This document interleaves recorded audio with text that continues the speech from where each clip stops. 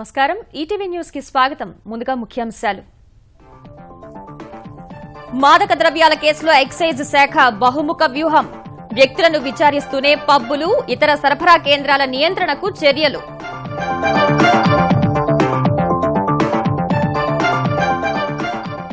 Drugs కేసులో కొనసాగుతున్న తరుణ్ విచారణ ఎల్లుండి సిట్ ముందుకు Navdeep F club pub licence రద్దు మరో 14 పబ్బులకు హెచ్చరిక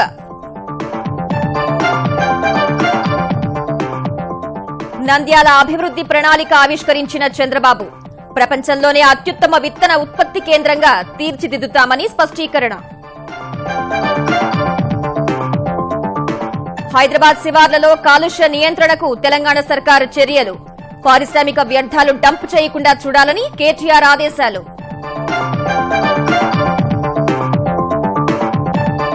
కాళేశ్వరం ప్రాజెక్టుపై హరీష్ రావు సమీక్ష ఏకకాలంలో వేర్వేరు పనులు చేయాలని అధికారులకు సూచన ఖరీఫ్లో సుందిళ్ల నుంచి నీరివ్వాలని వెల్లడి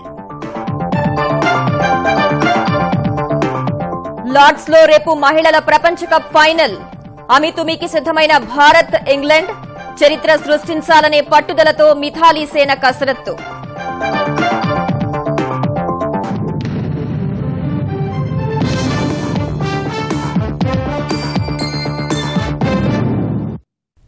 మాదక ద్రవ్యాల కేసులో ప్రత్యేక దర్యాప్తు బృందం దూకుడు పెంచింది ఓవైపు కెల్విన్ ఫోన్ డేటా ఆధారంగా గుర్తించిన వారిని ప్రశ్నిస్తూనే మరోవైపు మాదక ద్రవ్యాలు సరఫరా చేస్తున్నట్టు ఆరోపణలు ఉన్న పబ్లు క్లబ్బులపై దృష్టి సారించింది ఈ మేరకు డ్రగ్స్ సరఫరా చేస్తున్నట్టు ఆధారాలు లభించిన ఎఫ్ క్లబ్ పబ్ లైసెన్స్ ను ఎక్సైజ్ శాఖ రద్దు చేసింది మరికొన్ని పబ్బులు బార్లకు నోటీసులు ఇచ్చింది అటు ఇప్పటికే 3 సినీ నటుల్ని ప్రశ్నించిన సిట్ ఇవాళ మరో నటుడు తరుణ్ ను ప్రశ్నిస్తుంది ఎల్లుండి నవదీప్ ను ప్రశ్నించనున్నట్టు తెలిపిన సిట్ అధికారులు సినీ నటి చార్మిని ఎక్సైజ్ కార్యాలయంలోనే విచారిస్తామని స్పష్టం చేశారు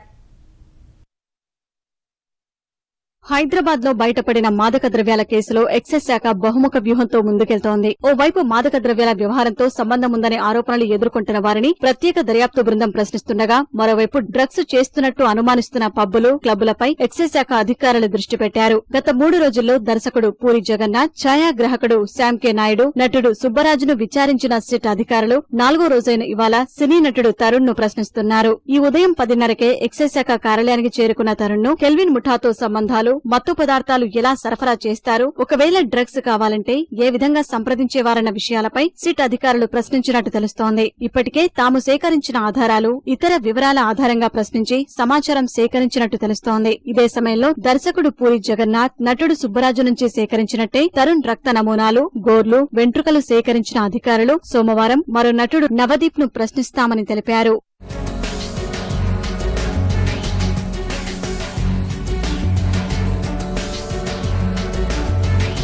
మరోవైపు హైదరాబాద్ లోని కొన్ని పబ్లు 5 నక్షత్రాల హోటళ్లు బార్ అండ్ రెస్టారెంట్లలో మాదక ద్రవ్యాలు విక్రయిస్తున్నట్లు అభియోగాలు రావడంతో ఆయా యాజమాన్యాలతో ప్రత్యేకంగా సమావేశమైన అధికారులు ఇకపై డ్రగ్స్ విక్రయాలను అనుమతిస్తే చట్టపరంగా చర్యలు తీసుకోవాల్సి వస్తుందని హెచ్చరించారు ఇప్పటికే డ్రగ్స్ సరఫరా చేస్తున్నట్టు పక్కా ఆధారాలు లభించిన బంజారాహిల్స్ లోని ఎఫ్ క్లబ్ పబ్ లైసెన్స్ రద్దు చేస్తున్నట్టు ప్రకటించారు మరో 14 బార్లు పబ్బులకు హెచ్చరిక నోటీసులు జారీ చేసిన ఎక్సైజ్ శాఖ పబ్బులు క్లబ్బులు కేంద్రంగా మాదక ద్రవ్యాలు సరఫరా చేస్తే సహించేది లేదని క్రిమినల్ కేసులు నమోదు చేస్తామని హెచ్చరించింది వినియోగదారులు లోనికి వచ్చి బయటకు వెళ్లే వరకు ప్రతి కదలికపై నిఘా ఉండే విధంగా సీసీ కెమెరాలను ఏర్పాటు చేయాలని ఆదేశించారు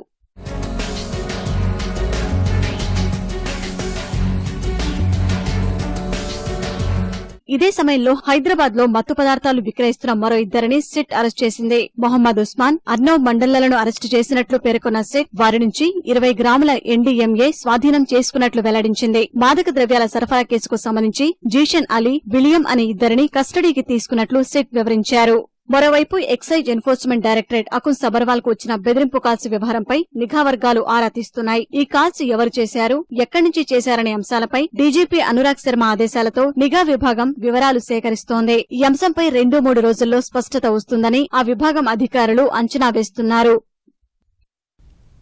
మాదక ద్రవ్యాల కేసులో తెలుగు చిత్రసీమను మాత్రమే లక్ష్యం చేసుకోవడమేంటని ప్రముఖ దర్శకుడు రామ్ గోపాల్ వర్మ ప్రశ్నించారు ఈ కేసులో పూరి జగన్నాథ్ సుబ్బరాజుల్ని సుదీర్ఘంగా విచారించినట్టే డ్రగ్స్ తీసుకున్న పాఠశాల విద్యార్థులు ఇతరుల్ని ప్రశ్నిస్తారా అని రామ్ గోపాల్ వర్మ ఎక్సైజ్ అధికారుల్ని నిలదీశారు ఎక్సైజ్ శాఖ సినీ పరిశ్రమను టీజర్ ట్రైలర్లా వాడుకుని ఉనికిని చాటుకుంటోందని విమర్శించిన వర్మ డ్రగ్స్ కేసులో చట్టం తన పని తాను చేసుకుపోతుందన్నారు.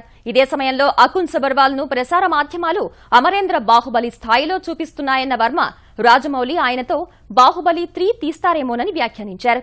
ఈ వ్యాఖ్యలపై స్పందించిన తెలంగాణ ఎక్సైజ్ శాఖ కమిషనర్ చంద్రవదన్ అబ్కారీ శాఖకు ఏ రంగంపై ద్వేషం లేదని స్పష్టం చేశారు. మాదక ద్రవ్యాల కేసులో లభిస్తున్న ఆధారాలను అనుసరించి దర్యాప్తు కొనసాగిస్తున్నామని తేల్చి చెప్పారు. పిల్లల మీద ప్రభావం పడకుండా ముఖ్యమంత్రి గారి ఆదేశాల మేరకు ఇది చాలా జాగ్రత్తగా ఈ కేసుని సీరియస్ గా తీసుకోవటం కూడా జరిగింది. అన్ని కోణాల నుంచి ఆలోచిస్తున్నాం, అన్ని ఎవిడెన్సెస్ కూడా సేకరిస్తున్నాము. పిల్లల్ని కూడా మీరు ఈ రకంగా ప్రశ్నిస్తారంటే అది ఏ మేర వరకు వారి విజ్ఞతకే వదిలేస్తున్నాను. ఎందుకంటే ఇన్వెస్టిగేషన్ అనేది చట్ట ప్రకారం చేయాలి, దానికి కొన్ని ప్రమాణాలు ఉంటాయి. ఆ ప్రమాణాలన్నీ తూచా తప్పకుండా పాటిస్తున్నాం. మరి ఇలాంటి డిపార్ట్మెంట్ యొక్క విశ్వనీయతని దెబ్బతీసే విధంగా చేయటం మంచిది కాదని తెలియజేస్తున్నాను. ఎక్సైజ్ డిపార్ట్మెంట్కు ఏ రంగం పట్ల ద్వేషం అనేది లేదు. మాదక ద్రవ్యాల కేసులో కొన్ని వర్గాలకు చెందిన వారినే లక్ష్యం చేసుకున్నట్టు వస్తున్న విమర్శలను తెలంగాణ ఎక్సైజ్ శాఖ మంత్రి పద్మారావు కొట్టిపారేశారు. ఈ కేసులో ఎవరు ఉన్నప్పటికీ ఉపేక్షించే ప్రసక్తే లేదని ఆయన తేల్చి చెప్పారు. ఈ వ్యవహారంలో ఇప్పటి వరకు 15 మందిని అరెస్ట్ చేసి 11 బార్లు 26 పాఠశాలలకు నోటీసులు జారీ చేసినట్టు తెలిపిన మంత్రి పిల్లలు ఏం చేస్తున్నారో తల్లిదండ్రులు కూడా గమనిస్తూ ఉండాలని సూచించారు. నైజీరియన్లు ఎక్కువగా డ్రగ్స్ సరఫరా చేస్తున్నారని వారిని అదుపులోకి తీసుకుంటున్నామని చెప్పారు. ఇదే సమయంలో ఎక్సైజ్ పోలీస్ అధికారులకు ఎలాంటి బెదిరింపులు వచ్చినప్పటికీ హైదరాబాద్ లో డ్రగ్స్ లేకుండా చేసే వరకు వెనకడుగు వేసే ప్రసక్తే లేదని పద్మారావు తేల్చి చెప్పారు. మన గౌరవ ముఖ్యమంత్రి కేసీఆర్ గారు డ్రగ్ ఫ్రీ సిటీగా హైదరాబాద్ చూడాలి, సీరియస్ గా అందరికీ డైరెక్షన్లు ఇవ్వడం జరిగింది. ఆ శాఖ మంత్రి నాకు కూడా పిలిచి నాతో డిస్కస్ చేసి దీంట్లో ఎప్పటికప్పుడు మీరు పలుకుతో ఉండాలి, తగు జాగ్రత్తలు తీసుకోవాలని చెప్పారు. మా డిపార్ట్మెంట్ కూడా అలర్ట్ చేయడం జరిగింది. ఈ కేసులో ఎంత పెద్ద తలకాయలు ఉన్నాయి, సినీ ఫీల్డే కాదు ఇంకెవరైనా కానీ ఎలిగేషన్స్ ఉండి మాకు ఆధారాలు సాక్ష్యాలు దొరికి వాళ్ళు ప్రూవ్ అయిపోతే మా దగ్గర ఎక్సైజ్ డిపార్ట్మెంట్ ఎట్టి పరిస్థితుల్లో వాళ్ళని ఉపేక్షించదు. ఇక ముందు ఆ స్పాట్లలోనే కానీ పబ్లలోనే కానీ నేను కూడా ఎవరికి పెట్టకుండా నేను కూడా ఈ రేట్స్లో పాల్గొంటానని తెలియజేస్తూ మీడియా పరంగా మీరు కూడా ఈ యొక్క ఇష్యూస్ మాత్రం బాగా సపోర్ట్ చేసి ఈ హైదరాబాద్ పీపుల్స్నే కానీ తెలంగాణ స్టేట్ పీపుల్స్ని కాపాడవలసిందిగా మీకు అందరికీ విజ్ఞప్తి చేస్తా ఉన్నాను. మాదక ద్రవ్యాల నివారణకు ఆంధ్రప్రదేశ్ ప్రభుత్వం ఎక్సైజ్ పోలీసు శాఖలతో సంయుక్తంగా ఓ కార్యదళాన్ని వేసినట్లు ఏపీ డీజీపీ సాంబశివరావు తెలిపారు. మత్తు పదార్థాల వాడకం వల్ల ఓ తరం దెబ్బతినే ప్రమాదం ఉందన్న ఆయన ఆ జాడ్యం విస్తరించకుండా అడ్డుకుంటామని చెప్పారు. కొందరు పోలీసు అధికారులు కూడా ఆ మాదక ద్రవ్యాల వ్యాపారంలో తలదూర్చడం దురదృష్టకరమని చిత్తూరు జిల్లా తిరుచానూరు అమ్మవారిని దర్శించుకున్న తర్వాత చెప్పారు. కంప్లైంట్స్ అంటే మనం ఎప్పుడు పట్టుకుంటూనే ఉంటాం. కాకపోతే ఆ దురదృష్టకరమైన విషయం ఏంటంటే ఇందులో ఈ ట్రాన్స్పోర్టేషన్లో అఫీషియల్స్ కూడా ఉంటున్నారు కొంతమంది, ఇంక్లూడింగ్ పోలీస్ ఆఫీసర్స్. అందుకని మేము we're very serious about that. Irrespective of the rank we're arresting them, we're suspending them. మా వైపు కంచే చేయడం వేయకూడదు కాబట్టి చాలా జాగ్రత్తగా ఉండాలి. ఇది కొంచెం అంటే లాట్ ఆఫ్ మనీతో కూడుకున్న విషయం కాబట్టి కొంత ప్రలోభాలకు లొంగిపోతారు. కానీ otherwise our job is to see that this menace is control. Hyderabad Habib Nagar లో land seeds India private limited పేరిట నడుపుతున్న నకిలీ విత్తనాల గోదాంను అధికారులు సీజ్ చేశారు. వ్యవసాయ శాఖ పోలీస్ అధికారులు సంయుక్త దాడులు నిర్వహించి దాదాపు 3 టన్నుల నకిలీ విత్తనాలు స్వాధీనం చేసుకున్నారు. బెండకాయ, కాకర, టమాటా, వంకాయ, తోటకూర, పాలకూర, మిరప, గుమ్మడి, పొద్దుతిరుగుడు, మొక్కజొన్న నకిలీ విత్తనాలు స్వాధీనం చేసుకున్నట్టు తెలిపిన అధికారులు యజమాని మహమ్మద్ తబ్రేజ్ ను అరెస్ట్ చేసినట్టు చెప్పారు. కల్తీ విత్తనాలను నిందితుడు ఒడిశా, మహారాష్ట, కర్ణాటక, ఆంధ్రప్రదేశ్, గుజరాత్, బీహార్ తదితర రాష్ట్రాలకు సరఫరా చేస్తున్నట్టు దర్యాప్తులో బయటపడింది. అమెరికన్ విత్తన సంస్థలతో ఒప్పందం కుదుర్చుకుని నంద్యాలను ప్రపంచంలోనే అత్యుత్తమ విత్తనోత్పత్తి కేంద్రంగా తీర్చిదిద్దుతానని ముఖ్యమంత్రి చంద్రబాబు హామీ ఇచ్చారు. 2 రోజుల కర్నూలు జిల్లా పర్యటనలో భాగంగా నంద్యాలలో అనేక అభివృద్ది కార్యక్రమాలను ప్రారంభించిన చంద్రబాబు నంద్యాల నియోజకవర్గ అభివృద్దికి కట్టుబడి ఉన్నామని స్పష్టం చేశారు. నంద్యాల ఉప ఎన్నికలో అభ్యర్థిని నిలపడం ద్వారా వైకాపా ఓ దుస్సంప్రదాయానికి తెరతీసిందని చంద్రబాబు విమర్శించారు. నంద్యాలలో రోడ్ల వెడల్పు సహా అర్హత ఉన్న ప్రతి పేదవారికి పక్కా ఇళ్లు నిర్మించి ఇస్తామని హామీ ఇచ్చారు. వైకాపా తరపున అభ్యర్థిగా బరిలో ఉన్న వ్యక్తికి రాజకీయాలు మినహా అభివృద్ది గిట్టదని దుయ్యబట్టారు. భూమా నాగిరెడ్డి కుటుంబం రాష్ట్ర అభివృద్దిలో భాగస్వామి అయ్యేందుకే తెలుగుదేశంలోకి వచ్చిందని స్పష్టం చేసిన చంద్రబాబు నాగిరెడ్డి ఆకాంక్షలకు అనుగుణంగా నంద్యాలను సుందరంగా తీర్చిదిద్దుతానన్నారు. కొంతమంది అంటున్నారు ఎన్నికలు వచ్చాయి కాబట్టి చేస్తున్నారని. నేను ఎన్నికల కోసం అభివృద్ధి చెయ్యలేదు. పేద ప్రజల కోసం మీ యొక్క జీవన ప్రమాణాలు పెంచడానికి నేను కార్యక్రమాలు చేపట్టాను. తెలుగుదేశంలో నిన్నటి వరకు ఉండి వేరే పార్టీకి వెళ్లి సంవత్సరంన్నర పదవికి పోటీ చేయాలని తహతహ ఉంది. మీరు ఏమి డెవలప్మెంట్ చేశారని అడుగుతున్నా. నంద్యాలలో మంత్రిగా ఉన్నారు కాంగ్రెస్ హయాంలో, అవునా కాదా మీరే చెప్పండి. నంద్యాలను అభివృద్ధి చేశారా అని మిమ్మల్ని అడుగుతున్నా. ఏదైనా అభివృద్ధి జరిగిందంటే అది ఫరూక్ ఆధ్వర్యంలో ఆ రోజు జరిగింది. ఈ రోజు మళ్ళా అభివృద్ధి జరుగుతా ఉందంటే తెలుగుదేశం పార్టీ హయాంలో నంద్యాల రూపురేఖలు మారుస్తున్నాం. కాళేశ్వరం ప్రాజెక్టుకు ముఖ్యమంత్రి కేసీఆర్ ప్రథమ ప్రాధాన్యం ఇస్తున్నందున ఈ ప్రాజెక్టులో భాగంగా చేపట్టే బ్యారేజీలు, పంప్ హౌస్ల సివిల్, మెకానికల్, ఎలక్ట్రికల్ పనులన్నీ సమీకృతంగా పనులు పూర్తి చేయాలని తెలంగాణ సాగునీటి శాఖ మంత్రి హరీష్ రావు అధికారుల్ని ఆదేశించారు. హైదరాబాద్ జలసౌధలో ఇంజనీర్లు, గుత్తేదారులతో ఉన్నత స్థాయి సమీక్ష నిర్వహించిన మంత్రి మేడిగడ్డ, అన్నారం, సుందిళ్ల ఆనకట్టలు, పంప్ హౌస్ల నిర్మాణ పనులు, భూసేకరణ ప్రక్రియ పురోగతిని అడిగి తెలుసుకున్నారు. నిర్ణీత కాల వ్యవధి ప్రకారం బ్యారేజీలు, పంప్ హౌస్ల నిర్మాణం పూర్తి చేయాలన్న ఆయన 2018 జూన్ కల్లా సుందిళ్ల ఆనకట్ట పనులు పూర్తి చేసి వచ్చే ఖరీఫ్లో రైతులకు నీరు ఇవ్వాల్సిందేనని స్పష్టం చేశారు. భూసేకరణ కోసం ప్రభుత్వం ఎప్పటికప్పుడు నిధులు విడుదల చేస్తున్నందున ప్రక్రియని వేగవంతం చేయాలని సూచించారు. నీటిపారుదల, రెవెన్యూ శాఖల యంత్రాంగం సమన్వయంతో పనులు పూర్తి చేయాలన్నారు. భూసేకరణ పురోగతిని పెద్దపల్లి, భూపాలపల్లి, మంచిర్యాల కలెక్టర్లు ప్రతి వారం సమీక్షించాలని హరీష్ రావు ఆదేశించారు. పెద్ద నోట్ల రద్దు సహా చరిత్రాత్మక పన్నుల సంస్కరణ, వస్తుసేవల పన్ను జీఎస్టీ అమలుతో నగదు సహిత ఆర్థిక లావాదేవీలు క్లిష్టతరం అవడం సహా పన్నులు చెల్లించే వారి సంఖ్య పెరిగిందని కేంద్ర ఆర్థిక మంత్రి అరుణ్ జైట్లీ పేర్కొన్నారు. కేంద్ర ఆర్థిక శాఖ ఆధ్వర్యంలో ఢిల్లీలో జరుగుతున్న ఆర్థిక సదస్సులో పాల్గొన్న జైట్లీ విదేశాల్లో దాచిన నల్లధనం సహా దేశీయ నల్లధనం, డొల్ల సంస్థల పనిపట్టేలా ఎన్డీఏ పాలనలో చట్టాలు, కోరలు తొడిగాయని వివరించారు. వ్యవస్థల వెలుపల జరిగే ఆర్థిక వ్యవహారాలన్నీ ఇప్పుడు చట్ట పరిధిలోకి వస్తున్నాయని తెలిపారు. బినామీ ఆస్తుల చట్టానికి సవరణలు చేయడం ద్వారా అక్రమార్కుల ఆస్తులు స్వాధీనం చేసుకునే ప్రక్రియ ఊపందుకుందని జైట్లీ వివరించారు. వస్తుసేవల పన్ను జీఎస్టీ అమలుతో దేశ జీడీపీ కూడా వృద్ధి సాధిస్తుందని పేర్కొన్నారు. డిజిటల్ లావాదేవీలు సైతం ఊపందుకోవడం గమనిస్తూనే ఉన్నామని చెప్పారు. 70 years India's democracy has completely been funded by invisible money. Elected representatives, governments, political parties, parliaments, and I must say even the election commission completely failed in checking it. And therefore in the last budget I did suggest a solution. We are actively working on this. I do believe that the net impact of the demonetization exercise coupled with the GST exercise, which is going to make generation of cash a lot more difficult. Hyderabad పరిధిలో పారిశ్రామిక వ్యర్థాలు dump చేయకుండా కట్టుదిట్టమైన చర్యలు తీసుకోవాలని తెలంగాణ పరిశ్రమల శాఖ మంత్రి కేటీఆర్ అధికారుల్ని ఆదేశించారు. బేగంపేటలోని క్యాంపు కార్యాలయంలో జీహెచ్ఎంసీ, టీఎస్ఐఐసీ, కాలుష్య నియంత్రణ మండలి అధికారులతో సమీక్ష నిర్వహించారు. ఇప్పటికే అక్రమంగా డంపింగ్ జరుగుతున్న ప్రాంతాలను గుర్తించి 120 సీసీ కెమెరాలు ఏర్పాటు చేశామని, చర్లపల్లి సహా మిగిలిన చోట్ల త్వరలోనే సీసీ కెమెరాలు ఏర్పాటు చేస్తామని కేటీఆర్ చెప్పారు. అక్రమ డంపింగ్ అరికట్టేందుకు పోలీస్ శాఖ తరపున 100 మంది అధికారుల్ని డిప్యుటేషన్పై తీసుకునేందుకు ప్రతిపాదన వస్తే హోంమంత్రి, డీజీపీలకు లేఖ రాస్తానని కేటీఆర్ తెలిపారు.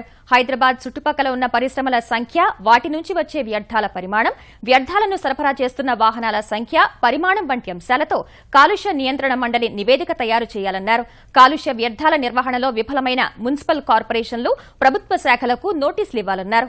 కాలుష్య వ్యర్థాలను బోర్లలో వేస్తున్న వారిపై చర్యలు తీసుకోవాలని మంత్రి ఆదేశించారు. భూగర్భ జలాలు కలుషితమైన గ్రామాలకు మంచినీరు ప్రత్యేకంగా సరఫరా చేయాలని ఆదేశించారు.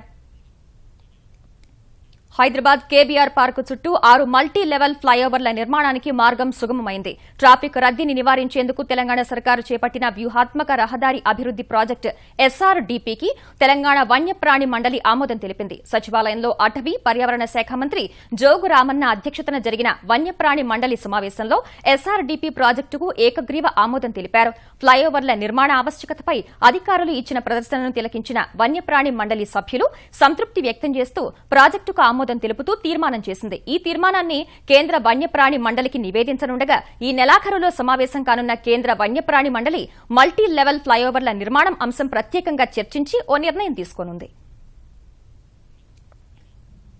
విశాఖలో ఓమ్ని ప్రెజెంట్ కంపెనీ నేతృత్వంలో రాష్ట ప్రభుత్వం ఏపీ ఇన్నోవేషన్ సొసైటీతో కలిసి ఏర్పాటు చేయదలిచిన డ్రోన్ సెంటర్ ఆఫ్ ఎక్సలెన్స్ కు సంబంధించిన కార్యాచరణను ఆంధ్రప్రదేశ్ ప్రభుత్వం ముమ్మరం చేసింది. ఆంధ్రప్రదేశ్ ను గ్లోబల్ డ్రోన్ హబ్ గా మార్చాలని సంకల్పించుకున్న ఏపీ ఐటీ శాఖ మంత్రి నారా లోకేష్ అందుకు సంబంధించి ఇవాళ కార్నెగీ మెల్లన్ విశ్వవిద్యాలయ ప్రొఫెసర్ రాజారెడ్డిని కలిసి పలు అంశాలపై చర్చించారు. డ్రోన్ సెంటర్ ఆఫ్ ఎక్సలెన్స్ కు సాంకేతిక సాయాన్ని అందించేందుకు రాజారెడ్డి అంగీకరించారు. ప్రస్తుతం డ్రోన్ల తయారీలో చైనా అగ్రగామిగా ఉండగా తక్కువ ధరతో అంతకు మించిన సదుపాయాలతో డ్రోన్లు తయారు చేసి నెంబర్ 1 గా ఎదగాలని లక్ష్యంగా పెట్టుకున్నట్లు లోకేష్ తెలిపారు. డ్రోన్ల సాయంతో ప్రతిష్టాత్మక ప్రాజెక్టుల్లో సాగుతున్న పని సహా పోలీసింగ్లో ఉపాధి హామీ పనుల పర్యవేక్షణ, రోడ్ల నాణ్యతను పరిశీలన సహా వివిధ రంగాల్లో విరివిగా ఉపయోగిస్తామని మంత్రి తెలిపారు. గుంటూరు జిల్లాలోని రాజధాని అమరావతిని కృష్ణా జిల్లాలో విజయవాడ, హైదరాబాద్ జాతీయ రహదారిని అనుసంధానిస్తూ కృష్ణానదిపై నిర్మించే ఐకానిక్ వంతెనల ఆకృతుల రూపకల్పన ప్రక్రియ తుది దశకు చేరుకుంది. ప్రముఖ నిర్మాణ సంస్థలైన L&T, SP సింగ్లా, సిబ్మోస్ట్, వివిధ ఆర్కిటెక్చర్ విశ్వవిద్యాలయాలకు చెందిన విద్యార్థులు ఈ వంతెనకు సంబంధించిన ప్రాథమిక ఆకృతులు రూపొందించారు. ఈ ఆకృతులను పరిశీలించిన అమరావతి అభివృద్ది సంస్థ CMD లక్ష్మీ పార్థసారథి అధికారులు రాజధాని అభివృద్దిపై ముఖ్యమంత్రి నిర్వహించే తదుపరి సమావేశంలో వాటిని ప్రదర్శిస్తామని చెప్పారు. అన్నింటినీ పరిశీలించిన తర్వాత ముఖ్యమంత్రి ఎంపిక చేసే ఆకృతి ఆధారంగా టెండర్లు పిలుస్తామని అధికారులు చెప్పారు. ఒకవేళ ఇప్పుడు ఇచ్చిన ఆకృతుల్లో ఏదీ ఎంపిక కాకపోతే మళ్లీ ఆకృతుల రూపకల్పన సహా వంతెన నిర్మాణానికి కూడా కలిపి టెండర్ పిలవాలన్న యోచనలో ఉన్నట్టు అధికారులు తెలిపారు. ఈ ఐకానిక్ వంతెన పొడవు దాదాపు 3.8 కిలోమీటర్లు కాగా ఇందుకోసం 800 కోట్ల రూపాయలు ఖర్చు చేయాలని ప్రాథమికంగా నిర్ణయించినట్టు వెల్లడించారు. తెలుగుదేశం పార్టీకి ఏళ్ల తరబడి సేవలందిస్తున్న కడప జిల్లా జమ్మలమడుగుకి చెందిన సీనియర్ నేత రామసుబ్బారెడ్డి, నంద్యాలకు చెందిన పార్టీ మైనార్టీ నేత NMD ఫరూక్ కు తెలుగుదేశం ప్రభుత్వం ఎమ్మెల్సీ పదవులు కట్టబెట్టింది. గవర్నర్ కోటాలో ఎమ్మెల్సీలుగా ఉన్న మండలి చైర్మన్ చక్రపాణి, మరో సభ్యుడు రెడ్డప్పరెడ్డి పదవీకాలం మే 27న ముగిసిపోగా వారి స్థానంలో రామసుబ్బారెడ్డి, ఫరూక్లను నియమిస్తూ చంద్రబాబు సర్కార్ గవర్నర్కు సిఫారసు చేసింది. ఈ నియామకాలను గవర్నర్ ఆమోదముద్ర వేశారు. శిరీష ఆత్మహత్య చేసుకుందనే భయంతోనే కుకునూర్పల్లి ఎస్ఐ ప్రభాకర్ రెడ్డి ఆత్మహత్య చేసుకున్నట్లు ఉన్నతాధికారుల విచారణలో తేలింది. ప్రభాకర్ రెడ్డి మరణంపై అదనపు డీజీ గోపీకృష్ణ విచారణ జరిపి డీజీపీ అనురాగ్ శర్మకు 4 పేజీల నివేదిక సమర్పించారు. ఈ కేసును వివిధ కోణాల్లో పరిశీలించిన గోపీకృష్ణ మొత్తం 27 మందిని విచారించారు. ఎస్ఐ ప్రభాకర్ రెడ్డి తన సర్వీస్ రివాల్వర్తో కాల్చుకుని చనిపోవడానికి ముందు ఉదయం 10ంటికి శిరీష ఆత్మహత్య కేసును దర్యాప్తుపై బంజారాహిల్స్ ఎస్ఐ హరీందర్తో మాట్లాడినట్టు అదనపు డీజీ గోపీకృష్ణ తన నివేదికలో పేర్కొన్నారు. ఆ తర్వాత ఉదయం 10:55 నుంచి 11 గంటల మధ్యలో రివాల్వర్తో కాల్చుకుని ప్రభాకర్ రెడ్డి ఆత్మహత్య చేసుకున్నట్టు వివరించారు. ప్రభాకర్ రెడ్డిని ఏసీపీ గిరిధర్ వృత్తిపరమైన విషయాల్లో మాత్రమే ఇబ్బంది పెట్టినట్టు అదనపు డీజీ గోపీకృష్ణ తన నివేదికలో పేర్కొన్నారు. రాష్ట్రపతి ఎన్నికల్లో ఘన విజయం సాధించిన రామ్నాథ్ కోవింద్ ప్రమాణ స్వీకార కార్యక్రమానికి రాష్ట్రపతి భవన్లో ముమ్మర ఏర్పాట్లు జరుగుతున్నాయి. ఈ నెల 25న జరిగే ప్రమాణ స్వీకార ఉత్సవాన్ని దృష్టిలో పెట్టుకుని భద్రతా బలగాలు ఇవాళ ఫుల్ డ్రెస్ రిహార్సల్స్ నిర్వహించాయి. పార్లమెంట్ సెంట్రల్ హాల్లో నిర్వహించే కార్యక్రమంలో సుప్రీంకోర్టు ప్రధాన న్యాయమూర్తి జస్టిస్ జేఎస్ కెహర్ రామ్నాథ్ కోవింద్ తో ప్రమాణం చేయించనుండగా ఆ కార్యక్రమానికి ప్రధాని నరేంద్ర మోదీ, కేంద్ర మంత్రులు, వేర్వేరు రాజకీయ పార్టీల నేతలు హాజరుకానున్నారు. ప్రస్తుత రాష్ట్రపతి ప్రణబ్ ముఖర్జీకి ఆదివారం సాయంత్రం సెంట్రల్ హాల్లో వీడ్కోలు పలికేందుకు ఏర్పాట్లు జరుగుతున్నాయి. అటు chiefs of staff committee chairman admiral Sunil Lamba ఇవాళ రాష్ట్రపతి ప్రణబ్ ముఖర్జీకి వీడ్కోలు విందు ఇచ్చారు. ఈ కార్యక్రమానికి ఉపరాష్ట్రపతి హమీద్ అన్సారీ, ప్రధాని నరేంద్ర మోదీ, రక్షణ మంత్రి అరుణ్ జైట్లీ, సైన్యాధ్యక్షుడు జనరల్ బిపిన్ రావత్ ఇతరులు హాజరయ్యారు. మరోవైపు రాష్ట్రపతిగా ఎన్నికైన రామ్నాథ్ కోవింద్ ను కలిసిన స్పీకర్ సుమిత్రా మహాజన్, ఎన్డీఏ ఉపరాష్ట్రపతి అభ్యర్థి వెంకయ్యనాయుడు ఆయనకు అభినందనలు తెలిపారు. ఐసీసీ మహిళల ప్రపంచ కప్లో తుది పోరుకు రంగం సిద్దమైంది. లార్డ్స్ లో రేపు జరిగే ఫైనల్లో టైటిల్ కోసం భారత్, ఇంగ్లాండ్ జట్లు అమీతుమీ తేల్చుకోనున్నాయి. ఈ టోర్నీ సెమీస్ లో డిఫెండింగ్ ఛాంపియన్ ఆస్ట్రేలియాపై చిరస్మరణీయ విజయం నమోదు చేసిన భారత జట్టు రేపు ఇంగ్లాండ్ తో జరిగే తుది పోరులో జయభేరి మోగించి తొలిసారి ప్రపంచ కప్ గెలవాలనే పట్టుదలతో కసరత్తు చేస్తుంది. ఈ టోర్నీ మొదటి లీగ్ మ్యాచ్ లో ఇంగ్లాండ్ పై సునాయాస విజయాన్ని నమోదు చేసిన మిథాలీ సేన రేపు కూడా అదే జోరు కొనసాగించాలనే పట్టుదలతో ఉంది. ఆసీస్ తో సెమీస్ లో అద్భుత ఇన్నింగ్స్ ఆడి 171 పరుగులు చేసిన హర్మన్ ప్రీత్ కౌర్ సహా మిథాలీ రాజ్, వేద కృష్ణమూర్తి, స్మృతి మంథన, దీప్తి శర్మ, పూనం రౌత్లతో భారత బ్యాటింగ్ పటిష్టంగా కనిపిస్తుండగా సీనియర్ పేసర్ జులన్ గోస్వామి, శిఖా పాండే, రాజేశ్వరి గైక్వాడ్, దీప్తి శర్మలతో బౌలింగ్ విభాగంలో కూడా భారత్ పటిష్టంగానే కనిపిస్తోంది. ఇక ఫీల్డింగ్ విభాగంలో మరింత రాణిస్తే రేపటి మ్యాచ్లో గెలిచి మిథాలీ సేన చరిత్ర సృష్టించడం ఖాయమని విశ్లేషకులు అంటున్నారు. మరోవైపు భారత్తో జరిగిన మొదటి లీగ్ మ్యాచ్లో ఓడినప్పటికీ తర్వాత అప్రతిహత విజయాలతో దూసుకొచ్చిన ఇంగ్లాండ్ రేపటి ఫైనల్లో గెలిచి ప్రపంచ కప్ గెలవడమే కాకుండా తొలి మ్యాచ్ ఓటమికి బదులు తీర్చుకోవాలనే పట్టుదలతో ఉంది. ఐసీసీ మహిళల ప్రపంచ కప్ ఫైనల్ కు ముందే మిథాలీ సేనకు బీసీసీఐ భారీ నజరానా ప్రకటించింది. ఈ టోర్నీ సెమీస్ లో డిఫెండింగ్ ఛాంపియన్ ఆస్ట్రేలియాపై చిరస్మరణీయ విజయంతో ఫైనల్ చేరిన జట్టులో ఒక్కో క్రీడాకారిణికి 50 లక్షల రూపాయల చొప్పున నగదు బహుమతి ఇవ్వనున్నట్టు బీసీసీఐ వెల్లడించింది. సహాయక సిబ్బందికి 25 లక్షల చొప్పున ఇవ్వనున్నట్టు తెలిపింది. ఆస్ట్రేలియాతో జరిగిన పోరులో అజేయ శతకం చేసిన హర్మన్ ప్రీత్ కౌర్ ను బోర్డు ప్రశంసలతో ముంచెత్తింది. ఇక ముఖ్యాంశాలు మరోసారి. మాదక ద్రవ్యాల కేసులో ఎక్సైజ్ శాఖ బహుముఖ వ్యూహం. వ్యక్తులను విచారిస్తూనే పబ్బులు, ఇతర సరఫరా కేంద్రాల నియంత్రణకు చర్యలు.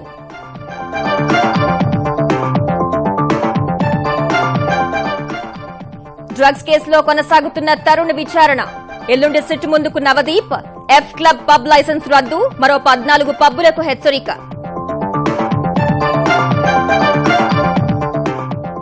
నంద్యాల అభివృద్ది ప్రణాళిక ఆవిష్కరించిన చంద్రబాబు. ప్రపంచంలోనే అత్యుత్తమ విత్తన ఉత్పత్తి కేంద్రంగా తీర్చిదిద్దుతామని స్పష్టీకరణ. హైదరాబాద్ శివార్లలో కాలుష్య నియంత్రణకు తెలంగాణ సర్కారు చర్యలు. పారిశ్రామిక వ్యర్థాలు డంప్ చేయకుండా చూడాలని కేటీఆర్ ఆదేశాలు.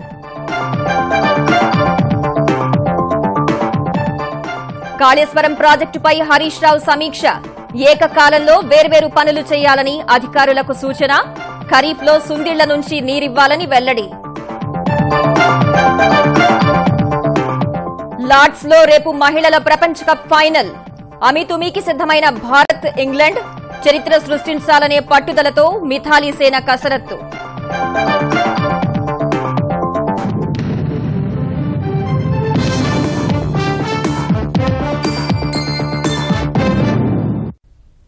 ఈటీవీ న్యూస్ సమాప్తం. నమస్కారం.